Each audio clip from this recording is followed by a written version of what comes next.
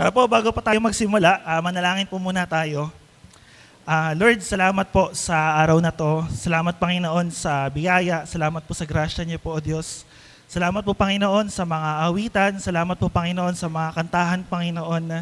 Salamat, Panginoon, sa lagi niyo pong pinapaalala sa amin na ikaw po ay mabuti, ikaw po ay tapat, Panginoon, na kahit anuman po yung kalagayan, estado namin sa buhay, alam namin, Lord, na ikaw po ay nanatiling tapat. And salamat, Panginoon, sa nagdaang taon, sa patapos sa taon na to, Panginoon.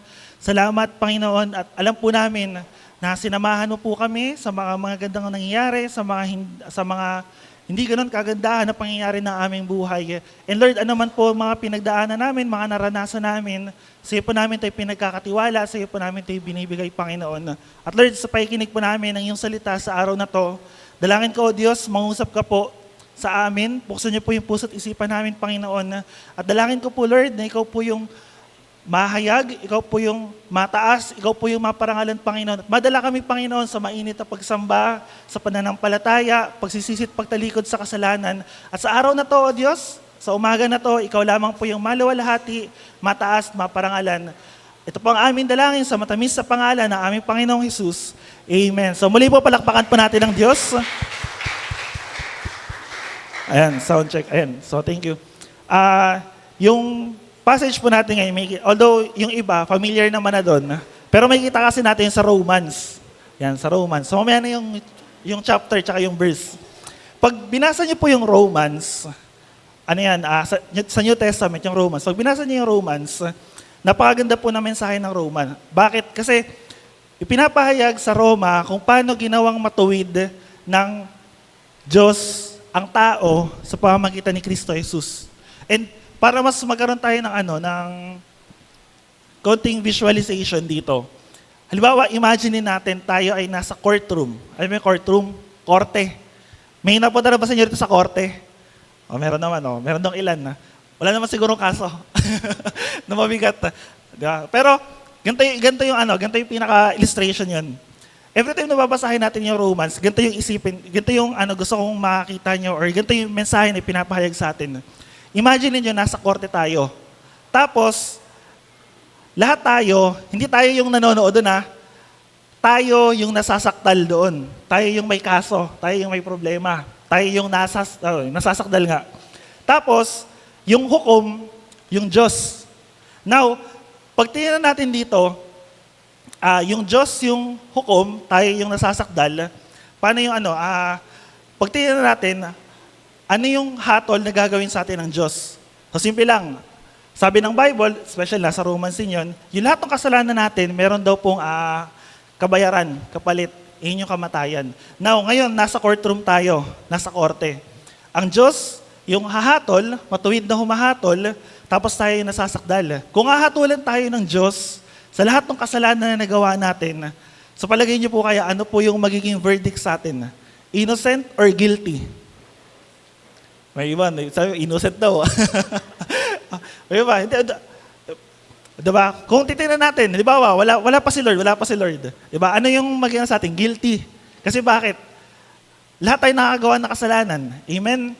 And kahit nga, minsan sabi ko nung nasa Matimbo ako last time, ito, nasa Romans kasi yung message ko, pero huwag kayong magkaldi para sa verse yun. Sabi ko sa kanila, imagine niyo ganun, or guilty tayo, tapos sa harap tayo sa Diyos. Kung lahat ng kasalanan natin, even kahit kanina, before tayo mag-start, di ba, hindi naman naiiwasan gumagawa tayo ng kasalanan. Minsan nga, example ko rin, sabi ko, mag-preach ako Sunday. Kadalasan po kasi ugali ko, pag preach ako, hindi na ako nagsa-social media. Kasi alam niyo yung social media ngayon, sobrang laki ng temptation niya.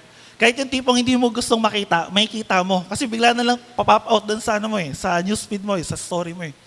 So minsan, preacher ako noong umaga na yun. Sabi ko, di na ako magsa-social media. Nandun ako sa mga alas 7 pa naman, doon pa naman ako. Napindot ako sa Facebook Lite.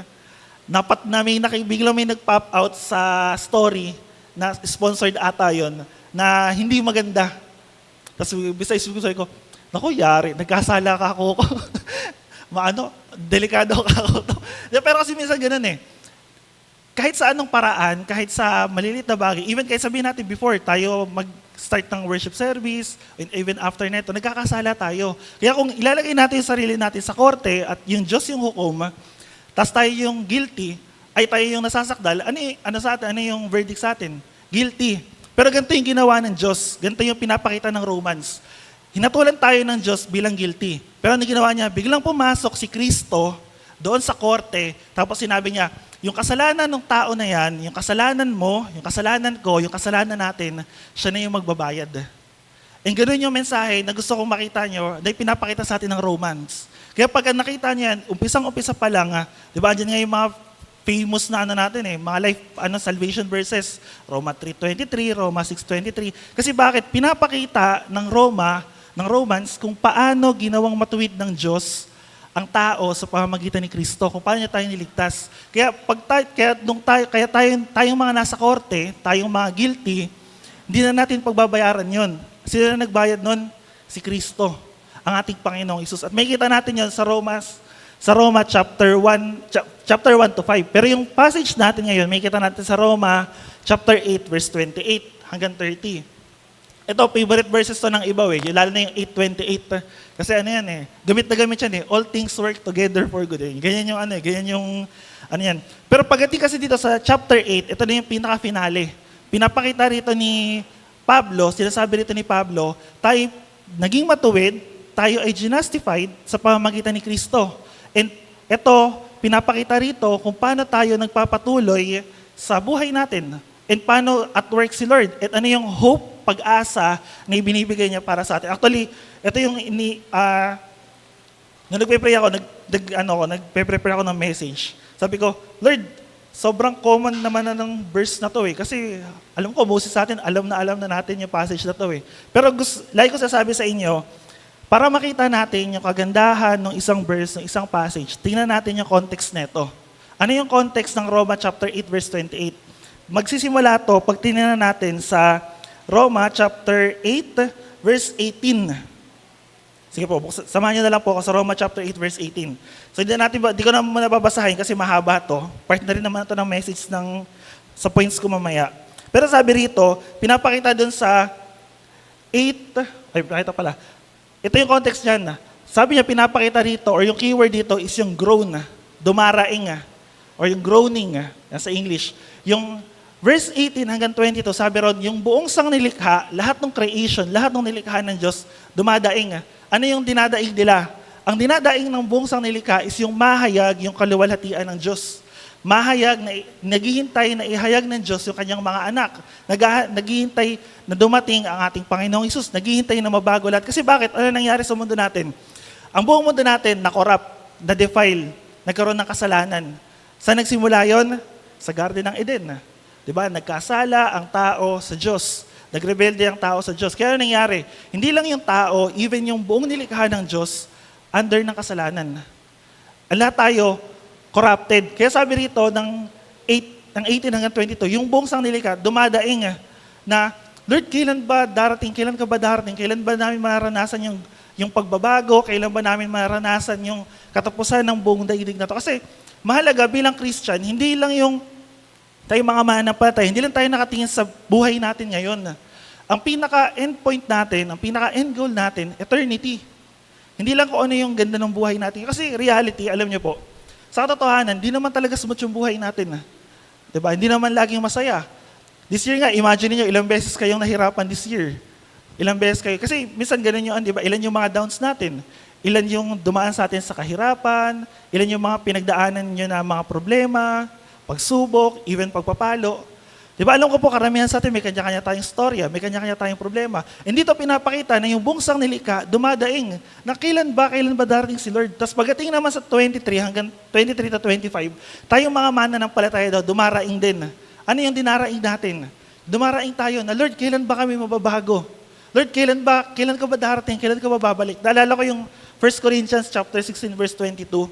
Sabi ni Paul doon, bandang huli na yun, sabi niya, Maranatha na, dumating ka nawa, Panginoon.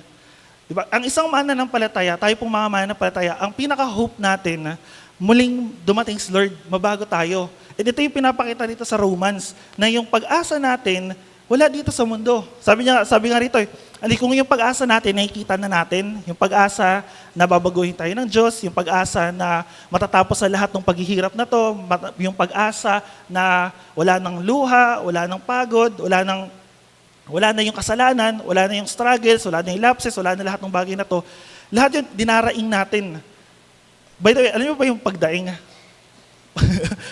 Makaiba yung pagdaing tsaka pagreklamo ha. Kasi di ba nung sinesesyo sa kagabi, yung pagreklamo daw, nagsasabi ka, kung nireklamo mo, pwedeng may masakit sa'yo, ang sakit naman ng binti ko, ang sakit naman. Pero yung pagdaing kasi, ito yung sobrang sakit, hindi mo sobrang sakit, yung dumaraing ka pero hindi mo masambit. Yung, hindi naman sa gigil, baka yung magigil eh. Pero yung sobrang sakit, na hindi mo ma-explain ano ba yung nararamdaman mo, ano ba yung na-feel mo. And ganito pinapakita, sinabi kasi yun sa lahat daw ng sanglilikha, dumaraing, tayong mga mananampalataya, dumaraing. Ano yung indilaraing natin? Dumadaing tayo na parang isang babaeng manganganak. Na, Lord, nasasabik na kami, kailan ba? Sana bumalik ka na, sana dumating ka na. Diba? Kasi yun yung hope, yun yung pag-asa nating mga mananampalataya. Kasi once dumating si Lord, binago tayo, sumama tayo sa langit, sa eternity. Tapos sa lahat ng bagay ito, kaya naalala ko sa Revelation 21, nung dumating yung bagong langit at bagong lupa. Although, prophetic yun. Ang sabi ron, pagdating daw ng time na yun, wala nang luha, wala nang pagod, wala nang sakit, wala nang pighati. Ang tanong ko po, excite po ba tayo sa ganung bagay? Or na-imagine, na-visualize ba natin yun? Or yung buhay natin, parang, sige, okay na ako rito. Okay naman yung family ko, okay naman yung work ko, okay naman yung love life ko, okay naman lahat ako sa buhay na to. Pero kasi kung okay na tayo rito, minsan, temptation yun sa atin ni Satan, tukso sa atin yun ng mundo na to, na huwag mo na isipin kung ano yung eternity. And minsan, doon tayo nadadayang mga Kristiyano. Naalala ko yung, dami ko naalala, no? Ito pa lang yung puntos ko. Naalala ko yung Pilgrim's Progress na movie. Although movie siya, pero bukas yun. Yung may part doon, kalagitnaan ng movie, dumaan yung bida, si Christian, sa Vanity Fair. Sabi nung pagpasok niya dun sa, nung sinasabihan siya ng mga guide tsaka ng mga nagtuturo sa kanya, mag-ingat ka dun sa Vanity Fair. Kasi sa Vanity Fair, lahat ng magagandang i-offer sa'yo ng mundo, nandoroon. And ang daming Christian, ang daming dumaan doon sa salvation, ang daming naglakbay, nag-journey. Pagdating sa Vanity Fair, lahat sila tumigil na. Lahat sila huminto na. Wala nang nag-proceed hanggang doon sa pinakadulo ng journey nila. And minsan ganito rin tayo baka ganito rin tayo sa atin. Baka okay na tayo sa mga nangyayari sa buhay natin, sa kalagayan ng buhay natin. Hindi na natin naiisip na babalik pa si Lord. Hindi na natin naiisip na may eternity pa. And dito pinapakita dito ni Paul na yung creation, tayong mga mananampalataya, and even yung Holy Spirit, nag-grow na, dumaraing para sa atin. Kaya sabi, ito yung madalas ginagamit natin sa prayer, di ba? Hindi tayo marunong manalangin, pero yung Holy Spirit, yung nananalangin na namamagitan para sa atin. Now, kasi kung titignan natin to, ang pinaka-context na ito, pinapakita ito, ano ba yung suffering na pinagdaraan? Hindi lang suffering eh. Ano ba yung desire ng puso natin, earnest desire, hindi ito yung kasalanan yung earnest desire na gusto nating, Lord, baka sama ka na namin matapos sa lahat ng paghihirap na to. Di ba minsan ganun, pag nagbabago tayo ng taon, nalala ko kailan ba to? Basta pag mga bagong taon kasi, naalala ko may mga lumalabas sa quote yan sa Facebook. Sabihin, 2023 has not been good to me. 2024, please be good to me. Diba, parang, ang hope natin, pag nag-shift ng taon, magiging maganda. Pero hindi naman laging ganun eh. Actually, minsan pa nga, parang nagiging worse eh. Di ba, naalala niyo yung pandemic? 2019, may mga nagsasabi nun, 2020 is the year of promotion. 2020 is ganito, ganyan. Paglipas ng 3 buwan, lockdown. Nasaan yung promotion doon? Nasaan yung kagandahan doon? Nasaan yung mga bagay na na ginagol natin? Wala. Nandun tayo lahat sa mga bahay natin. Pero kasi dito may kita natin, Roma chapter 8:28, basahin po natin yung passage natin. Sabi dito, alam natin sa lahat ng bagay ay gumagawa ang Diyos para sa mabuti. Alam natin lahat ng bagay ay gumagawa ang Diyos para sa mabuti kasama ang mga nagmamahal sa Kanya, silang mga tinawag ayon sa Kanyang layunin. 29, Sapagkat sa mula't mula pa'y alam na ng Diyos kung sino ang magiging kanya at ang mga ito'y pinili niya upang maging katulad ng kanyang anak. Sa gayon, siya ay naging panganay sa lahat ng maraming magkakapatid. Ang mga pinili niya noon pang una ay kanyang tinawag at ang kanyang mga tinawag ay kanya ring pinawalang sala at ang kanyang mga pinawalang sala ay kanya ring binahaginan ng kanyang kaluwalhatian. Kaya may kita natin dito, minsan, ito yung madalas na ginagamit yung all things work together for good. Kasi, yung buong buhay natin, lahat ng naranasan natin, mananampalataya ka man o hindi, lahat yun, kung titignan natin, lahat yung suffering. Tama? Pero kailangan natin maintindihan na yung tinutukoy ng verse nito, yung all things work together for good, kasi yun yung title ko, all things work together for good, hindi lang basta laging maganda. Naigets niyo po? Kasi pag tingnan niyo yung context nito, bakit yung context nito? Yung creation, dumaraing. Bakit yung tayo mga mananampalataya, dumaraing? Bakit yung Holy Spirit, dumaraing din? Sino ba yung kinakausap dito? Tayo mga mananampalataya. And yung all things, yung lahat ng bagay na to para magkalakip-lakip, lahat ng bagay na to para gumawa ng naaayon sa ating ikabubuti, kailangan natin maintindihan kung paano nga ba ito nag-work. Kaya yung pinakaunang puntos ko po, all things work together, saan daw po? To those who love God and to those who are called according to His purpose. Yan yung pinakaano. Pero alam niyo po minsan kung ano yung nakakadaya sa atin or ano yung minsan nadadaya tayong mga tao. Pa-next ng slide. Ibabalik naman yan mamaya. Pa-next ng slide. Ayan lang yung nakikita natin. All things work together for good. Yan lang. Nakakita pa nga ako niya sa Facebook. All things, after ng mga pinagdaanan ko this year, lahat ng mga ups and downs, I know all things work together for good. At alam niyo kung ano po yung minsan na pufokusan natin?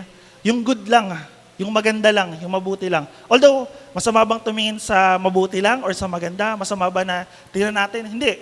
Actually, maganda nga yun eh. Pero ang mahirap kasi minsan, kung titingnan lang natin yung mga magandang bagay. Halimbawa, katulad yan, all things work together for good. Para kanino ba siya? Sa lahat ba ng tao or sa mga mananampalataya lang? Kasi imagine niyo, halimbawa, sabihin natin all things work together for good. Yung sa context, pag binalikan nyo, sabi ng Bible, yung buong sanglika, nadumihan, na-corrupt, na-defile. E sabi ng Bible, ang mundo ay pasama ng pasama, pagulo ng pagulo, pasama ng pasama, and pag tinignan nyo, wala naman talaga kayong makikitang good sa mundo. Isipin nyo, di naman talaga totally lahat may kita natin maganda. Tumingin ka sa balita, pangit yung balita. Tumingin ka sa social media, pangit yung makikita mo. Ngayon, kung yung good lang, yung aabangan natin na may mangyari, maganda, or kung inaabangan lang natin na sana yung 2024 maging good sa akin, baka pagtungtong ng January, madismaya lang tayo. Paano kung ang salubong sa'yo ng bagong taon, suffering? Diba? Ang hirap nun. Paano kung salubong sa'yo ng bagong taon? Trials.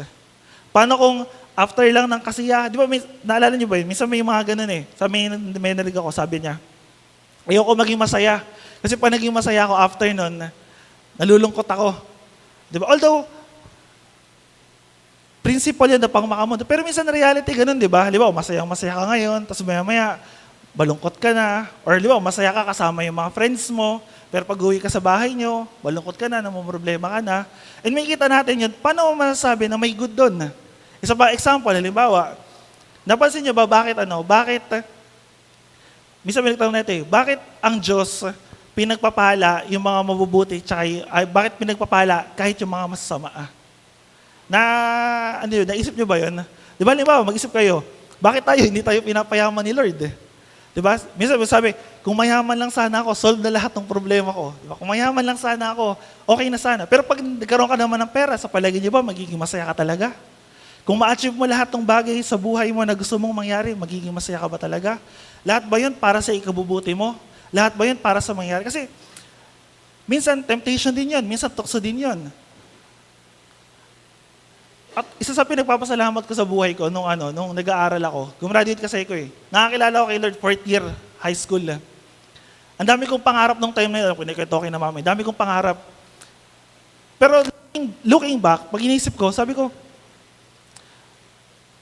kahit pala hindi maganda yung kinahinatnan, kasi kahit pala hindi ganun kaganda yung kinahinatnan ng buhay ko, for good pa rin siya eh. Kasi bakit? Kasi kung hindi inalaw ng Lord yung mga bagay na yun na mangyari, una, hindi ako mapupunta sa church. Pangalawa, hindi ako makakilala sa Kanya. And tinalaw natin sa mga personal na buhay natin. Balikan niyo yung mga panahon, balikan niyo yung mga araw na nakakilala kayo kay Lord. Dahil minsan kasi, dito natin parang stagnant tong buhay natin, parang wala namang bagay na nangyayari sa ating maganda, puro pangit. Pero tingnan nyo, may good pa rin. Alam nyo kung sino yung good? Tanong nyo, sino?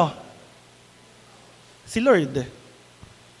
Yun lang yung mabuti. Pag tumingin tayo sa mundo na to, walang ibang mabuti. Kaya sabi rito, all things work together for good, para daw kanino? Doon sa mga nagmamahal at umiibig sa Diyos. Yung lahat ng bagay, nagkakalakip-lakip, lahat ng bagay, umaayon. At tuloy, minsan parang parang favors kasi siya kung titingnan natin. Pero kung titingnan natin, hindi lang yung mga magandang bagay, even yung mga pangit. Kasi bakit? Kasi kung titingnan nyo, wag lang po tayong ma-stay doon sa una na passage, yung all things work together for good. Kasi kung yun lang, minsan naging deception sa sarili natin yun na, kailangan lahat ng bagay maganda mangyayari sa akin. Kailangan next year maganda yung mangyayari sa akin. Kailangan itong mga bagay na to, maganda lang. Walang pangit, walang paghihirap, walang suffering, walang trials, walang temptation, walang correction, walang rebuke. Pag ganun lang, baka naliligaw talaga tayo, baka iba talaga yung concept natin ng Christianity. Isa pa sa naalala ko nun, sabi nung bago-bago ko man ng palataya, sabi niya, magtiwala ka lang kay Lord, masaya kay Lord. Dito mawawala lahat ng problema mo. nung napunta ako sa church, naging manggagawa ako, worker, leader, parang hindi naman ata nawala yung problema ko. Dadagdagan pa nga eh. Pero hindi ibig sabihin nun, parang problema kay Lord. Hindi. Pero kasi kung makikita nyo, lahat ng bagay na yon, ano yung purpose, ano yung reason? Kasi lahat yung may purpose, may reason. Kaya nga sabi dito, all things work together for good. Ang lahat ng bagay nagkakalakip-lakip para sa mga umiibig sa Kanya, tsaka yung mga tinawag according dun sa purpose. Mamaya, makikita natin kung ano yung purpose na yun. Pero ito muna yung sagutin natin. For those who love God, pinakatanong ko po sa inyo, mahal niyo ba si Lord? Amen. Amen. O kasi commandment yun eh. Mahalin natin si Lord ng buong puso, buong isip, buong kaluluwa, buong lakas. Tama? Tapos sabi doon, mahalin natin yung ating kapwa gaya ng ating sarili. Now, ito yung indication. Ito yung i-check nyo. Kung talagang mahal nyo si Lord, tinan mo yung katabi mo na yan. Sige, tanong mo. Mahal mo ba yan? Amen. Kahit minsan hindi mo na maintindihan yung ugali niyan. Hanggang 2024, mamahalin mo rin niya kasi mahal mo si Lord. Parang wala na amen. Amen. Kasi, ganito sabi ng 1 John chapter 4 verse 20 to 21. Simple lang sinabi rito eh. 1 John chapter 20 verse 20 to 21. Sabi rito, ang nagsasabing iniibig ko ang Diyos, subalit napupuot naman sa kanyang kapatid ay sinungaling. Kung ang kapatid na kanyang nakikita ay hindi niya magawang ibigin, paano niya may ibig ang Diyos na hindi niya nakikita? Ito ang utos na ibinigay sa atin ni Kristo. Ang umibig sa Diyos ay dapat ding umibig sa kanyang kapatid. And pagtingnan nyo rito, sa 29, sinabi ron, lahat tayo magkakapatid. And laging sinasabi ng New Testament, every time na nagbibigay ng letters, sila Paul, sila Peter, sila John, sabi niya, may brothers, brethrens, although wala namang sisters, brothers, brethrens, mga kapatid. Lahat tayo, ang turing sa atin ng Diyos, magkakapatid. Spiritually. Although, may mga magkakapatid talaga sa atin, literal, kasi nandito yung family ko. So, literal na magkakapatid sila. Ngayon, sabi rito, kung tayo, sinasabi natin, Lord, mahal kita. Pero hindi mo magawang mahalin. Yung katabi mo na nakikita mo, o yung kapatiran mo. Sabi ng Bible, sinungaling ka, kasi bakit? Kasi sinasabi mo, mahal mo si Lord. Tapos di mo naman pala mahal tong kapatid mo na to. Nagagalit ka, napopuot ka. Nagkakasala ka dahil sa kanya, nagkakasala siya dahil sa'yo. Paano mo masasabing pagmamahal yun? Paano mo masasabing iniibig mo si Lord? Di ba kaya yung indication eh? May kita nyo kung talagang mahal nyo si Lord, kung mahal nyo yung katabi nyo. May kita nyo na talagang mahal nyo yan pag dumating yung mga panahon na may mga problema na kayo. Kasi di naman natin pwede sabihin, oy, I love you kasi mahal ako ni Lord. mapapatunayan yung pag-ibig mo na yan kapag nagkaroon kayo ng problema. Di ba po sa mga mag-asawa, kailan yung mas napapatunayan na mahal niyo isa't isa? Pag may problema, sa may mga kasintahan, pag may problema, pag may mga hindi na maintindihan, pag may mga bagay na hindi na magkaunawaan, hindi lang pinipilit, iniintindi mo pa rin, inuunawa mo pa rin, minamahal mo pa rin, sa mga magulang, sa mga anak. Di ba ganun po eh? Kung kailan magkakaroon ng problema, doon mo lang makikita kung gano'n mo talaga kamahal yung isang tao. And ganoon din sa atin sa church.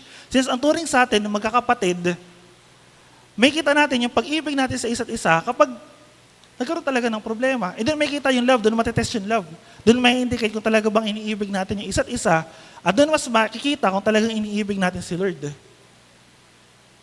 Malinaw na sinasabi ng Bible. And isa pa po pala, since tayo, di ba, magkakapatid tayo spiritually, mahalaga na may ipakita natin yung pag-ibig natin sa isa't isa.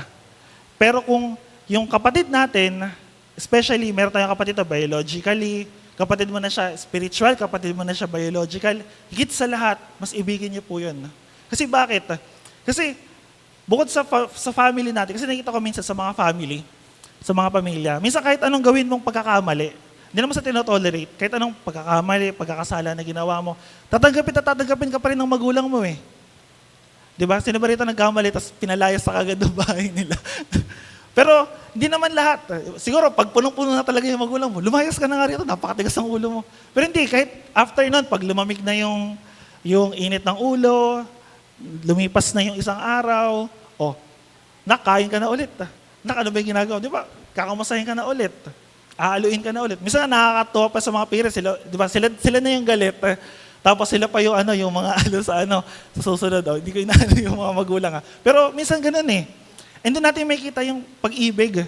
Sa family pa lang natin, may kita natin yung pag-ibig. And sana yung pag-ibig na yun, nag-overflow dito sa church. Pero higit sa lahat, yung pag-ibig na nagmumula kay Lord, yung mag-overflow sa atin. Kasi kung yung pag-ibig na yun, pang tao lang, pag napagod ka, nagsawa ka, nanghinawa ka, ayaw mo na, wala na talaga. Pero kung yung pag-ibig na yun galing kay Lord, magagawa nating mahalin or ibigin, even yung hindi kaibig-ibig. At kapag tinignan natin dito, next natin, sabi, all things work together for good. Para daw kanino? Una, para sa mga nagmamahal sa Diyos. Pangalawa, doon sa mga tinawag ayon sa kanyang layunin. Called according to what? To His purpose. Sana po naiintindihan natin, naunawaan natin, nung walang nakakilala tayo kay Lord, meron tayong purpose, meron tayong layunin. Kung wala tayong purpose, wala kayong layunin, yung future natin, magbe-blur. Kaya nga dito, pag tingnan natin to, ang pinapakita dito yung pag-asa, yung hope. Kasi bakit? Kasi meron tayong pag-asa na ilo-look forward. Kaya sabi doon, kung yung pag-asa na to ay nakikita mo na, paano pa siya tatawagin pag-asa? Ganun din sa pananampalataya. Kung yung inaasahan mo, yung sinasampalatayanan mo, nakikita mo na, inaasahan mo na, nandyan na, paano pa siya masasabing pananampalataya? Di ba kaya ito yung purpose natin? Ano yung purpose natin? Point 2. Pangalawa, all things work together for good to Christ-likeness. Kung meron man pong ultimate goal, kung meron man tayong pinaka-purpose sa buhay natin, ito yung maging katulad ni Kristo. Wala nang iba pa. Ang pinaka-role model natin, ang pinaka-titingnan natin, ang pinaka-gagayahin natin si Lord. Ano sabi ng 29? Sabi rito, sapagkat sa mulat mula pa'y alam na ng Diyos kung sino ang magiging Kanya at ang mga ito'y pinili niya upang maging katulad ng Kanyang anak. Kaya sabi ko kanina, sa English po ang sabi dyan, to conform to His image. Actually, merong mga words dito na kailangan na titinan lang po natin. Sa una kasi, may tinatawag dyan, foreknew, tsaka yung predestination na. Tama ba? Pakita ka ng English. Ayan. Sabi doon, for those who Him foreknew, kilala niya na nung simulat mula pa, He also predestined to be conformed to the image of His Son. Ibig sabihin, yung predestination, sinecheck ko kasi kung ano yung meaning yan. Ibig sabihin, to set or to be determined. Actually, malalim yan. Pero sa iba kasi, may mga debate, may mga argument yan eh. Itinakda na ng Diyos yung lahat itinilaga na. So sabihin ba lahat ng tao itinilaga na ng Diyos? Na halimbawa, may taong mapapahamak, may taong maliligtas. Minsan kasi yun yung argument dyan eh. Kung alam na pala ng Diyos, sa simula pa, kung sino yung magiging Kanya, kung sino yung Kanya maliligtas sa Kanya, hindi na ako mananampalataya. Kasi paano kung hindi pala ako maliligtas? Hindi na ako mananampalataya. Paano kung ang end goal pala ng buhay ko na to ay mapapahamak din pala ako? Hindi na ako mananampalataya. Gagawin ko na lang kung ano yung gusto kong gawin. Gusto ko pong tingnan nyo, lagi, yung passage, especially sa Bible, lagi po silang magkakakonekta. Tandaan nyo po, the Bible never contradict itself. Kaya pag binalikan nyo po sa Roma 8:28, sabi doon, tayong mga umiibig sa Diyos, tayong mga tinawag according to His purpose, ano yung goal natin, ano yung purpose natin? Pa-next po, 29 na. Tayong mga kilala na ng Diyos, itinalaga niya upang maging katulad ng kanyang anak. Ang kinakausap dito, higit sa lahat, mananampalataya. Believers. Ang pag-ibig po ng Diyos sa lahat ng tao, sa non-believers, nandun po. Lahat ng mananampalataya sa Kanya, lahat ng niligtas, lahat ng magtitiwala kay Kristo bilang Panginoon tagapagligtas sa Kanyang buhay, maliligtas. And kung tayo maliligtas, ano yung purpose ng Lord? Ano ng Diyos? Ma-predestine tayo, matalaga tayo upang maging katulad ng kanyang anak. Kaya po dito, ang kinakausap ng Lord dito, kinakausap ni Pablo rito, tayong mga mananampalataya. Kasi pag sinabi natin gano'n, kung ako pala mapapahamak, di na ako mananampalataya. And mahirap yung gano'n. Kasi pag gano'n yung pananampalataya natin, di parang naging unfair si Lord. Di ba kasi, sipin mo, sabi niya, just siya, tapos unfair siya kasi ako nakatakda na pala ako mapunta rito, ako nakatakda na pala. Hindi. Ang tinutukoy ng Diyos dito, tayong mga mananampalataya, ang goal natin, ang purpose natin, maging katulad ni Kristo. Maging kamukha ni Kristo. Saan? Sa pag-ibig, pagpapakumbaba, kahinahunan, saan pa? Maging katulad niya sa lahat ng aspeto, sa lahat ng katangian. Kasi ito yung pinaka-goal ng Lord. Kaya pag tingnan niyo rito, sabi sa 29, di ba? Sabi ng 29, sapagkat sa mula't malapit alam mo ng Diyos kung sino ang maging Kanya at ang mga ito'y pinili niya upang maging katulad ng Kanyang anak. Pag tinignan pala natin sa 1 Corinto chapter 11, verse 1. Ayan. Ano lang yung sinabi ni Pablo? Tularan ninyo ako gaya ng pagtulad ko kay Kristo. Now, kung titingnan natin, lahat ng problema, lahat ng suffering, lahat ng mga gandang bagay na nangyari sa atin, isa lang po yung tanong na gusto kong tanongin sa sarili nyo. Itong bagay ba na to, nililid ako maging katulad ni Kristo? Yun lang po, tanongin yung sarili nyo. Itong pangit na bagay ba na to, nililid ba ako nito para maging katulad ni Kristo? Itong suffering ba na to, nililid ba ako nito para maging katulad ni Kristo? Itong trials ba na to, nililid ba ako para maging katulad ni Kristo? Kasi yun yung purpose ng all things work together for good. Para maging katulad tayo ni Kristo. Pangit man yan or maganda man yan, ang purpose niyan, maging katulad tayo ni Lord. Maging kamukha tayo ni Kristo. Halimbawa, isang example po, sa sarili ko na lang. Minsan po kasi, may pagkakataon na may time na naubusan kami ng gas sa motor. Si Michael kasi may kasalanan. Di joke lang. Nagturo bigla eh. Naubusan kami ng gas. Tapos ngayon, ihatid ko na si Tati. Nagmamadali kami. Parehas. Kasi gusto ko nang magpahinga. Siya gusto niya nang makauwi eh. Ihatid ko na siya. Hindi ko na na-check. Kaya nung nasa bukid na kami, biglang namatay yung motor. Sabi ko, naku, yari. Ano kaya ako nangyari? So, tinik ko yung kuryente. May kuryente naman. Tinik ko yung tangke. Nung ko, sabi ko, wala na akong gas. Paano kaya ako to? Pero kasi ganun ako, pagka natuyuan ng gasolina, hindi ko totally natuyuan, hindi ko na pinapaandar pag-stop. Kasi pagka pinaandar niya pa yon, masira yung karburador nun eh. So sabi ko, magtulak na lang ako tayo. Tapos sinabi ko, chat ako kay Mike, sabi ko, di mo sinabi ka ako na wala na tong gasolina. Sabi niya, sorry, akin. Sorry lang siya na sorry. Tapos sabi naglalakad na kami dati, nagtutulak na ako ng motor. Deep inside, gusto ko nang mainis. Siya din, naiinis na siya kasi parang gusto na yung magpahinga. Gusto na yung mauwi. Tahimik lang kami, naglalakad. Tapos nagchat siya, nag-uusap kami. Sabi ko, kapag ka ba nagalit tayo, pag nagalit ba tayo, magkakagas ba tong motor na to? Pagka pinagalitan ba natin si Michael, hindi niya sinabi, magkakagas ba tong motor na to? Kapag ba nagwala ako at naiinis ako, nagalit ako, magkakagas ba tong motor na to? So, in the end, nagtulak kami hanggang dyan sa may phase 3.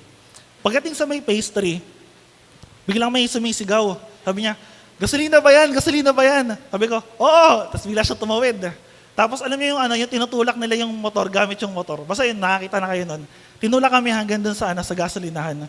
Tapos, looking back, nung una sabi ko, buti lang ako, nung pauwi na kami sinatid ko na siya, di na ako nagsasalita. Although hindi naman ako naiinis. Pero isip-isip ko, sabi ko, o nga kung nag-react pala ako ng pangit nung time na yon, may solution ba nangyari? May nangyari bang maganda? Although, yung tumulong na yun, medyo nakagaan yun kasi malayo pa yung pagtutulakan ko. Pero, inisip ko, sabi ko, o nga inaalaw ng Lord yung mga bagay na mangyari, pangit man yan. Kasi bakit? Ano yung reason? Para may katulad tayo ni Kristo. Now, every time na may problema kayo, every time na may pinagdaraan na kayong hindi maganda, ito yung gusto kong tanungin sa sarili nyo. Pag nag-react ba ako, makakapagbigay ba ito ng solution?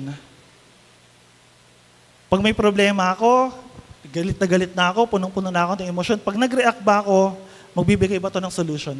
Kapag hindi ito magbibigay ng solution, tumahimik na lang kayo.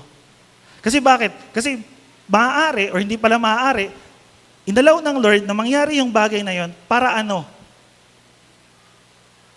Para maging katulad tayo ni Kristo. Kasi the moment, di kasi natin masasabi, sabi ko kanina, di ba, paano mo matetest yung love mo sa kapatiran? Paano mo matetest yung love mo sa church? Paano mo matetest yung love mo sa isang tao? Kapag nagkaroon ng problema, paano mo matetest yung patience mo? Kapag sinasagad na yung pasensya mo, paano mo matetest yung pagiging mapagpakumbaba mo? Kapag mas lalo pang tinetest yung pagiging humble mo. Kasi doon may kita eh. Hindi naman kagad yung may kita, Lord, gusto kong maging humble, please make me humble. Tapos bigla na lang bababa yung Holy Spirit, bigla na lang may liliwanas, bababa yung Holy Spirit. Ayun na, binigyan na kita ng humbleness. Hindi naman ganun nag-work si Lord eh. Sabi ng Roma chapter 5 verse 5, yung Holy Spirit, yung pag-ibig ng Diyos, ibinusa sa ating puso. Hindi lang yung pag-ibig, even yung bunga ng banal na Espiritu, nasa atin na. Ano na yung gagawin natin? Ang kailangan natin gawin, sa lahat ng bagay, i-practice natin. Or paano natin i-practice? I-apply natin. Na tetempt ka, natutukso ka. Tapat si Lord. Sabi nga ng Corinthians, tapat si Lord na every time na madadaan tayo sa temptation, anumang temptation yan, magbibigay si Lord ng escape route. Magbibigay siya ng way out. Magbibigay siya ng paraan para hindi tayo mahulog sa kasalanan. Alam niyo, ganun kabuti si Lord eh. Matatempt ka pa lang, alam na niya kung kailan, paano pwede ka magkasala. Kaya anong gagawin ng Lord? Ililigtas na niya tayo. Diba, yung humbleness mo, galit na galit ka na, mawawala na yung humbleness. O minsan biro namin, mawawala na yung bunga ng banal na Espiritu. Ano gagawin ng Lord? Magpaparemind siya sa'yo. Kaya lagi ko sinasabi sa inyo alam ko, nangungusap si Lord sa inyo. Alam ko, kinakausap kayo ng Lord. Lalo na kung may Holy Spirit kayo, lalo na kung nananampalataya talaga kayo sa Kanya, alam ko, kinakausap kayo ng Lord eh. Nasa sa atin lang kung talaga bang nakikinig tayo sa Kanya. Nasa sa atin lang kung talaga bang sensitive tayo sa sinasabi niya. O talaga bang nire-remind natin, or pinupuno natin yung sarili natin ng mga bagay patungkol sa Kanya. Alam niyo kung ano problema ng generation natin ngayon? Ang isang problema ng generation natin ngayon, sobrang dami nating natatanggap mula sa labas. Information man yan, mga bagay man yan, na kung ano-ano, temptation man yan. Sobrang dami nating natatanggap, sobrang dami nating nare-receive. Kaya ano nangyari? Pag kinakausap tayo ni Lord, wala na. Hindi na tayo makausap, hindi na rin natin siya makausap. Hindi na tayo maturuan. Kasi ano na yung nakapagturo sa atin? Yung mundo. Ano na yung na-implant sa atin? Yung sinasabi ng mundo. Kaya paano tayo magiging Christ-likeness? Paano tayo makakatulad ni Kristo? And lagi niyo pong tandaan niya kasi kung di natin magagawa yun, ano yung purpose ng buhay natin? Wala. Kaya nga ang prayer ko, sabi ko, Lord, next year, mas maging katulad niyo pa po ako. Kasi alam ko this year talagang na-test eh. Ano yung na-test? Humbleness. Na-test yung patience. Na-test yung suffering, trials. Hindi lang yung mga attitude, character ito, even finances. Kasi lahat yun, itetest ng Lord. Hindi lang itetest, way ng Lord yun, para mas maging katulad tayo ni Kristo. Yun yung purpose. Kung hindi natin makita yung purpose na yun, hindi natin makita yung good sa lahat ng bagay. Hindi natin makita ano ba yung reason bakit ako nandirito. Hindi natin maintindihan bakit ba natin ginagawa itong mga bagay na to. Kasi bakit? Maliligaw lang tayo. Ang may isip lang natin, ano ba yung principle ng mundo? Ano ba yung bagay na tinuturo sa akin ng mundo? Ano ba yung standard ng mundo? Hindi natin makita kung ano yung standard ng Diyos. Minsan nga inisip ko, Alam niyo kung ano yung way para magtagumpay tayo? Or bisa, yung pala sasabi, di ba, pagka New Year, gusto nila lagi may breakthrough, lagi may upgrade sa buhay. Alam niyo kung ano yung way para magtagumpay tayo? Alam niyo kung ano yung paraan para magkaroon tayo ng breakthrough? Simple lang, sumuko ka. Kayo ka susuko? Kay Lord. Kasi minsan pinipilit natin yung mga bagay na umayon ayon sa plano natin, ayon sa kung paano natin ito dinisenyo. Pero may paraan si Lord, una, para sirain yun. Pangalawa, may paraan si Lord para mas magtiwala tayo sa Kanya. Nasa sa atin lang, na tayo lang. Nasa katabi mo lang. Tama sa katabi mo na yan. Diba? And pag tinuloy natin ang passage na to, merong maganda rito. Sabi ng 29 pa rin. 29, ako na inaligaw. And sabi rito, sa gayon siya ang naging panganay sa lahat ng maraming magkakapatid. O dito inulit-ulit tayo yung mga magkakapatid. Inisip ko, bakit naging panganay? Kasi kung babasahin niyo yung Bible, yung firstborn, yung mga panganay, mahalaga siya kay Lord. Makita niyo yun, yung mga panganay na tupa, panganay na anak, panganay na, basta everything na firstborn, una, lagi yung nakalaan para kay Lord. Lagi yung importante kay Lord. Especially sa laws, sa Old Testament. Ngayon, mahalaga kay Lord yung panganay, even kay Jesus Christ, sa ating Panginoong Isus. Pag tingnan niyo yung Matthew chapter 1, yung genealogies, yung salinlahi ng ating Panginoong Isus, lahat yun panganay. Kaya ganun kahalaga sa Panginoon yung mga panganay. Kasi pinipreserve ng Lord yun. Now, bakit dito sinabi? Upang siya yung maging panganay. So hindi na tayo masyadong pa-theological. Pero imagine nyo, isipin nyo na lang. Sino rito may mga panganay na kapatid? Mga panganay na kapatid. Ako, panganay ako eh. May panganay na kapatid.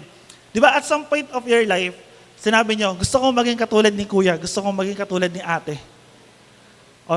Hindi, black sheep kasi ng family namin, yung panganay namin, kaya ayoko. Hindi naman ganun. Di ba, may mga ganun eh. Gusto kong maging katulad ni tatay, gusto kong maging katulad ni nanay, gusto kong maging katulad ni kuya, gusto kong maging katulad ni ate. And ito yung tinuturo sa atin. Ang purpose natin, ma-confirm sa image ni Lord. And since siya yung panganay natin, ano siya? Role model natin. Ano siya? Tutularan natin. Ano siya? Gagayahin natin. And minsan, mahirap yun para sa atin. Kasi, yun nga, Christ-likeness pa lang eh. Pero ito yung tinutukoy neto, ito yung purpose natin para maging katulad tayo ni Kristo, para maging panganay natin siya, para lahat ng gagawin natin, isipin natin, itong bagay ba na ito, nakaka-glorify ba kay Lord? Even yung mga magandang bagay, kaya sabi natin, almost good, better na mga bagay, isipin nyo, para ba siya kay Lord? Makakapagbigay ba siya ng glory kay Lord? Itong bagay ba na ito, malilid ako para maging kamukha si Lord. Yun lang yun. Kasi kung mag-iisip pa tayo ng ibang bagay na purpose natin, na goal natin, actually maganda yun. May goal ka this year, gusto mo tumaas yung income mo, gusto mo mas dumami yung followers mo, mas gusto mo dumami yung sidelines mo, mas gusto mo mag-upgrade ka spiritually. Maganda lahat yun. Pero kung next year, ang pinakamagandang goal natin, maging katulad ni Kristo. Kasi katulad yan, ngayon, marami nagsasabi, malapit nang bumalik si Lord, malapit nang maging, malapit na rin katapusan ng mundo. Actually, sabi nga nila, ano daw yung date ngayon?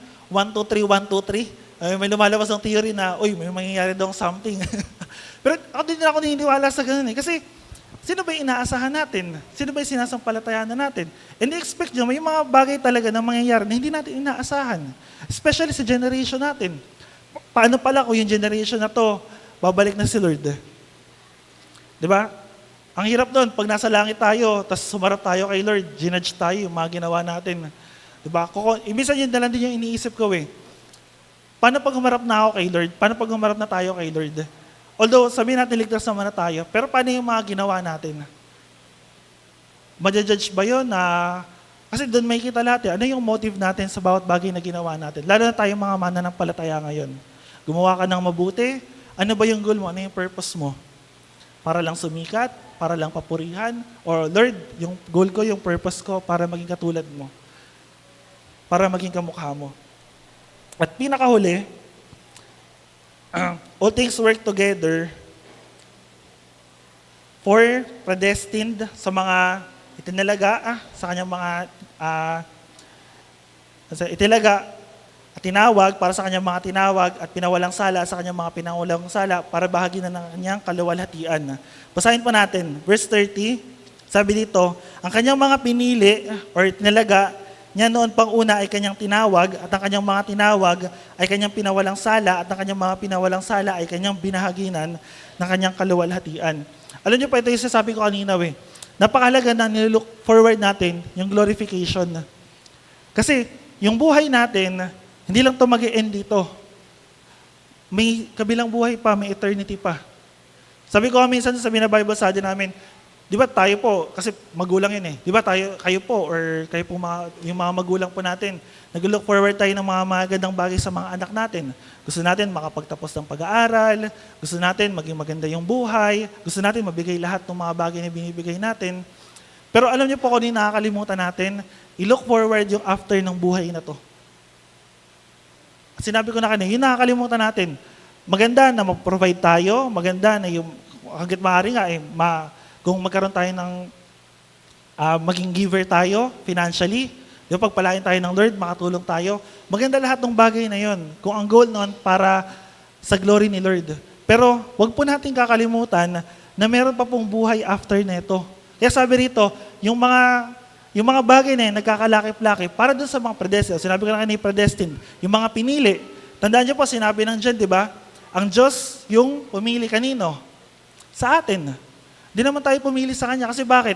In the first place, di naman natin pipiliin si Lord Tayo nga, nagkasala tayo, rebelde tayo sa Diyos Paano natin siya pipiliin? Although may pipili man siguro nun, pero iilan lang.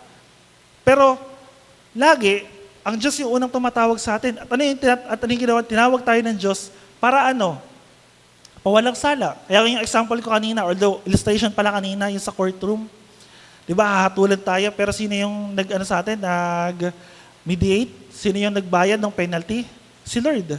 And ito yung tinatawag sa atin ng Lord. Kung tayo ay nakapredestined, tayo ay pinili, tayo tinawag para maging matuwid. At tayo tinawag maging matuwid para maging mabahagi na niya ng kaluwalhatian. Now, pag glorification kasi, malawak na topic na to. Pero, gusto ko pong makita nyo, na ganito tayo pinipreserve ng Lord. Ganito tayo iniingatan ng Lord. Kaya dito sabi niya, di ba, all things work together for good. Doon sa mga nagmamahal sa Diyos, sa mga tinawag ayon sa kanyang purpose. At yung mga tinawag na yun, yung purpose nun, maging katulad ni Kristo. At nasan po si Kristo ngayon? Nasa langit, nasa trono, sa kanang kamay ng Diyos. Ano siya? Glorified. Kung ano yung ginawa ng Diyos sa ating Panginoong Isus, ganoon din yung gagawin niya sa atin. Kaya naalala ko yung lesson natin yung sa yung sa rapture, yung after natin dito, diba? Yung babaguhin yung katawan natin, pagbalik ni Lord, pagbaba niya, di ba? Babaguhin yung katawan natin. Yung katawan natin na puro kapangitan, hindi kagandahan, kasalanan, tukso. Babaguhin yan. Kasi bakit? Para yung katawan natin, maging katulad din ni Lord. Wala nang kasalanan, wala nang paghihirap, wala nang pagluha. Kaya pag binalikan natin yung context nito, lahat ng sanglilika dumadaing. Lahat tayo dumadaing. Si mama ko po minsan dumaraing din. Asa ba si mama? Joke lang. Minsan ganun Diba? Pero ano yung hope natin? Ano yung pag-asa natin? Lord, habang nabubuhay kami rito, ikaw yung nagpe-preserve sa amin. At habang pine-preserve mo kami para maging katulad ng iyong anak, ng aming Panginoong Isus. And after neto, sama-sama na tayo sa kabilang buhay. Sino yung gagawa nun? Diba sabi ng Philippians 2:13, ang Diyos yung gumagawa nun. Sabi ng Jude, verse 24, siya yung mag-iingat sa atin upang hindi tayo magkasala. Sabi ng Corinthians chapter 10 verse 13, sinabi ko na kanina, every time na matetempt tayo, si Lord yung nag-iingat sa atin para hindi tayo mahulog saan? Sa kasalanan. Nakikita nyo, si Lord at work lagi. Para saan? Para sa mga mananampalataya, para sa ikabubuti natin. Either pangit man yan, maganda man yan, o hindi. Laging gumagawa si Lord. Now, pag tingnan natin itong mga bagay ito, ano yung naiisip natin? Minsan inisip natin, favor, di ba? Blessing. Kasi parang ang ganda ng verse. Pero sana po makita natin na hindi lang yung all things work together for good. Makita natin na lahat ng bagay nangyayari to kasi para maging katulad ako ni Kristo. And kung meron man tayo isang purpose, yun lang, maging katulad tayo ni Kristo. Next year, nawa, karamihan po sa atin, mas maging katulad ni Kristo. Tapikin mo yung katabi mo na yan. Sabihin mo, magbago ka na. Kasi kung hindi ka magbabago, nakita niyo, kasi kung hindi ka magbabago, ako na lang magbabago para sa'yo. So tayo po'y tumayo. Yun lang po yung iwanan ko sa inyo. Nawa po, hindi ko sinasabi huwag na tayo mag-look ng mga pang-breakthrough, mga gandang bagay, mga good things. Pero kung meron man po tayong bagay na aasahan at ilo-look forward next year, mas maging katulad tayo ni Kristo. Hindi lang sa mga gandang bagay, even sa lahat ng bagay, sa lahat ng pagkakataon. So tara po, tayo po yumukat manalangin. Panginoon, salamat po sa araw na to. Salamat po, Panginoon, sa mga mensahe na narinig po namin. Bagamat, Lord, alam po namin to, yung iba sa amin, Lord, kabisado or ginagamit itong passage na to. Pero Lord, hindi po yun yung pinaka-purpose ng buhay namin. Hindi po yun yung pinaka-goal eh. Hindi lang po yung maging maganda or mabuti lahat ng bagay eh. Ano man po yung mga pinagdadaanan namin, ano man po yung mga dinaranas namin, ano man po yung mga problema, kapighatian, kalungkutan, ano man yung mga suffering, ano man po yung mga trials, ano man po yung mga lapses, ano man po yung mga errors, ano man yung mga pagkukulang namin, Panginoon. Alam po namin, Lord, na lahat ng bagay na yon nagkakalakip-lakip para po sa mabuti. Para po kaming mga mananampalataya, kami pong mga umiibig sa inyo, kami pong mga tinawag niyo, ay maging katulad po ng aming Panginoong Hesus. Lord, matatapos na po yung taon na to. Harap na naman po kami, Lord, sa panibagong taon. Hindi po namin alam kung ano po yung mga bagay na kakaharapin namin. Hindi po namin nakikita yung mga bagay na possible na mangyari. Pero Lord, kung meron man po kaming isang bagay na pinagtitiwalaan, kung meron man po kaming tao, Diyos, na alam po namin na kaya namin sampalatayanan, alam namin kaya namin pagtiwalaan, ikaw po yun, Panginoon. Hindi po dahil sa alam namin kung ano yung mangyayari, hindi po dahil sa may mga ina-expect na kami, hindi po dahil sa alam po namin, Panginoon, na laging good yung mangyayari. Pero Lord, even in sufferings, alam po namin na may purpose ka, at yung purpose mo na to, Panginoon, maging katulad po ng aming Panginoong Hesus. Lord, patuloy na dalangin ko rin po, O Diyos, yung bawat isa sa amin, sa mga dumadaan ng mga problema, sa mga dumadaan, Panginoon, ng kapighatian, even Lord, yung may mga sakit at karamdaman. Minsan, Lord, dumaraan din ng kalungkutan, Panginoon. Minsan, Lord, magsiship yung taon, pero feeling namin, hindi pa kami enough, hindi pa kami sapat, hindi pa kami buo, hindi pa kami, Panginoon, ready. Or hindi namin alam kung ano ba yung nangyari sa amin this year.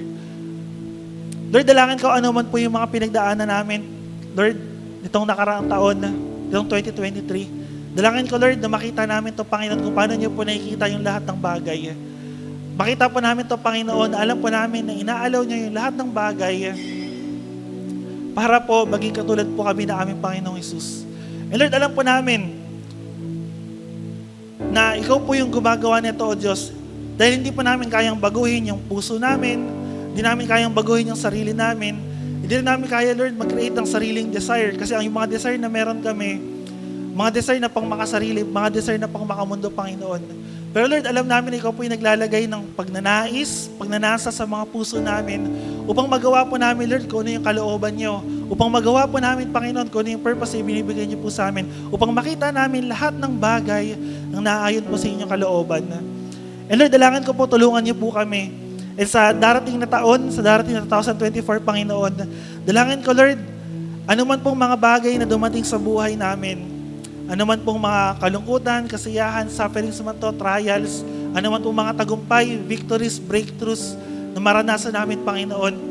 I pray, Lord, na ang pinaka-end goal na ito, ang pinaka-purpose na ito, Panginoon, maging katulad kami na aming Panginoong Hesus, upang mas maging marunong kami, upang mas maging mapagpakumbaba kami, mas maging mapagpatawad kami, mas maging maibigan kami, Panginoon, mas maging graceful, mas maging merciful kami, Panginoon, katulad ng aming Panginoong Hesus. Lord, salamat, Panginoon, sa pag-ibig niyo. Salamat, Panginoon, sa biyaya niyo, O Diyos. At dalangin ko po, O Panginoon, ikaw po yung mangusap, ikaw po yung kumilos sa puso, sa isipan ng bawat isa. At dalangin po namin, Lord, sa may mga sakit at karamdaman, dalangin po namin, Lord, yung kagalingan na nagmumula po sa iyo sa pangalan po ng aming Panginoong Isus. Lord, yung mga nag-aaral, Panginoon, yung mga nagtatrabaho, dalangin ko, Lord, ikaw po yung mag-provide financially, ikaw po yung magpahala sa amin, Panginoon, ikaw po yung magbigay. Sabi niyo, Lord, sabi po sa iyong mga salita, pagpapalain niyo po kami, Panginoon, ng higit sa aming pangangailangan upang may magamit kami, Panginoon, sa pagkakawang gawa. And Lord, alam po namin, Lord, alam po namin na gagawin niyo po ito, Panginoon, sa buhay po ng bawat isa. Pero Lord, higit po sa pagkapalang pinansyal, dalangin po namin yung spiritual, Panginoon. Higit po kaming lumago sa pag-ibig, higit po kaming lumago sa kagalakan, higit po kaming lumago sa kapayapaan, kainahunan, kabutihan, kabaitan, magbibigay sa sarili sa katapatan, Panginoon. Dalangin ko po, Lord, na ito po yung makita, maranasan po, Panginoon, sa buhay ng bawat isa. Makita at maranasan po, Panginoon, sa iglesia namin. Lord, maraming salamat po, Panginoon, sa lahat po ng nangyari, sa lahat po ng ginagawa niyo po, O Diyos. Sa iyo po namin ibinabalik, Panginoon, ang lahat po ng kaluwalhatian, ang lahat po ng karangalan. Sapagkat alam po namin, Panginoon, na ikaw po ay tapat, hindi nagbabago, Panginoon, at di nagkukulang, O Diyos. Lord, maraming salamat po sa mga dumako sa araw na to, sa mga dala niyo po, Panginoon. Maraming salamat, Panginoon, sa mensahe na narinig namin. And I pray, Lord, pagpalain niyo po yung pamilya, tahanan ng bawat isa. Panginoon, maraming salamat po sa iyo po namin ibinabalik, ibinibigay ang lahat ng papuri, pasasalamat, pagsamba, karangalan, kaluwalhatian. Ito po ang aming dalangin sa matamis sa pangalan ng aming Panginoong Jesus. Amen.